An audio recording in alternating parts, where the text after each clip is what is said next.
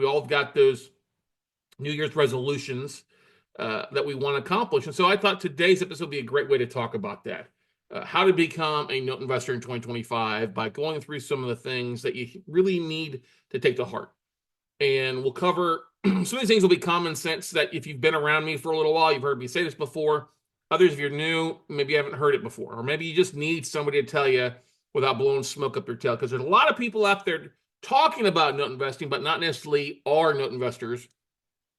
They're in theory because they have some knowledge about it, but if they haven't closed on a deal or haven't closed on thousands of note deals, it's hard to take them at their word because, listen, you'll learn a lot by doing, and this is not bashing anybody, but you got to take action. You've got to pull the trigger and get rock and roll. If you didn't do it last year, guess what?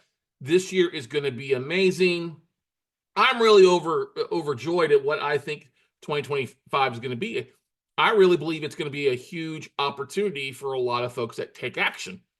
That's the biggest thing is action, not talking about taking action, but actually getting off the keister and doing it. So let's get into today's episode. I've opened up the live stream for you guys here so that you can ask questions along the way. Just keep them relevant to the slide. And always, we keep time at the very end for answering any off-the-wall questions, but keep your questions. Don't type in the chat roll. It'll distract me until we get to the very end. All right, everybody. Hey, good to see you. Happy New Year, everybody, for those that are joining us live here. If you're listening to us, hey, type in the chat roll. Shoot me a message. Glad to hear that you're here. I'm very, very proud of the fact that you guys come in.